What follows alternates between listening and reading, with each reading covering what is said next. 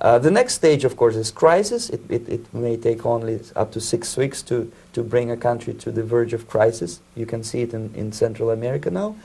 And after crisis, with a violent change of power, structure, and economy, you have so-called the period of normalization. It may last indefinitely.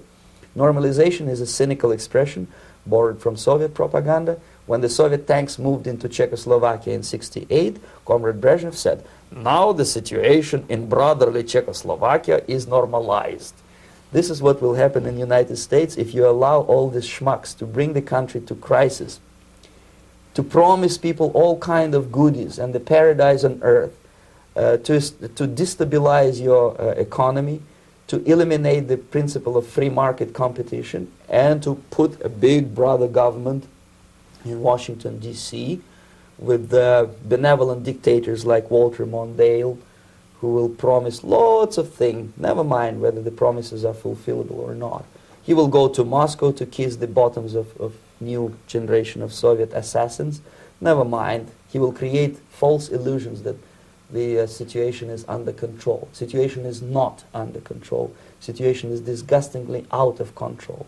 Most of the American politicians, media, and educational system trains another generation of people who think they are living at a peacetime.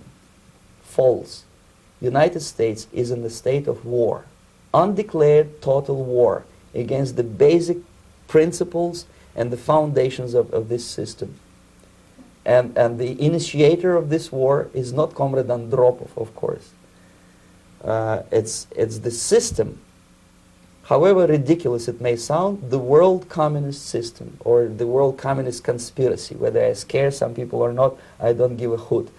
If you are not scared by now, nothing can scare you. But you don't have to be paranoid about it. What actually happens now, that unlike myself, you have literally several years to live on unless the United States wake up. The time bomb is ticking. With every second, the disaster is coming closer and closer. Unlike myself, you will have nowhere to defect to, unless you want to live in Antarctica with penguins. This is it. This is the last country of freedom and possibility. Okay, so what do we do? What is your recommendation to the American people? Well, the immediate thing that comes to my mind is, of course, there must be a very strong national effort to educate people in the spirit of real patriotism, number one. Number two, to explain them the real danger of socialist, communist, whatever, welfare state, big brother government. If people will fail to grasp the impending danger of that development, nothing ever can help United States. You may kiss goodbye to your freedom, including freedoms to homosexuals, to prison inmate. All this freedom will vanish, evaporate in 5 seconds, including your precious lives. The second thing, the moment at least part of United States population is convinced that the danger is real, they have to force their government. And I'm not talking about sending letters, signing petitions, and all this beautiful, noble activity. I'm talking about forcing United States government to stop aiding communism.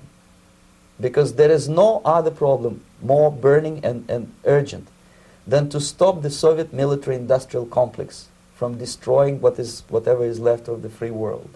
And it is very easy to do. No credits, no technology, no money, no political or diplomatic recognition, and of course no such idiocy as grain deals to USSR.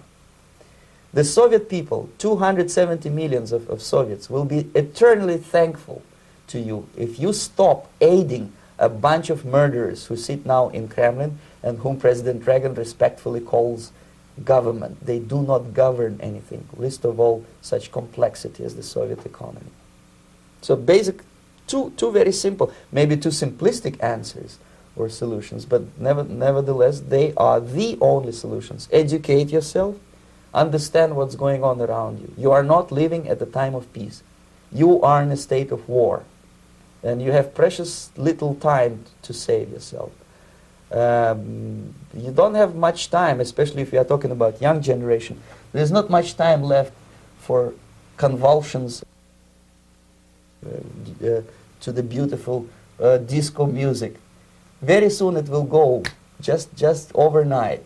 If we are talking about capitalists or wealthy businessmen, I think they are selling the rope on which they will hang very soon. If they don't stop, if they cannot curb their unsettled desire for profit, and if they keep on trading with the monster of the Soviet communism, they are going to hang very soon. And they will pray to be killed, but unfortunately they will be sent to Alaska probably to manage industry of slaves. It's simplistic. I know it sounds unpleasant. I know Americans don't like to listen to things which are unpleasant. But I have defected not to tell you the stories about such idiocy as microfilm, James Bond type espionage. This is garbage. You don't need any espionage anymore. I have come to talk about survival. It's a question of survival of this system.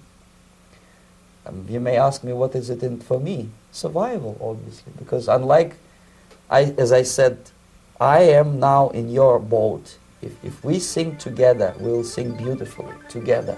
There is no other place on this planet to defect to.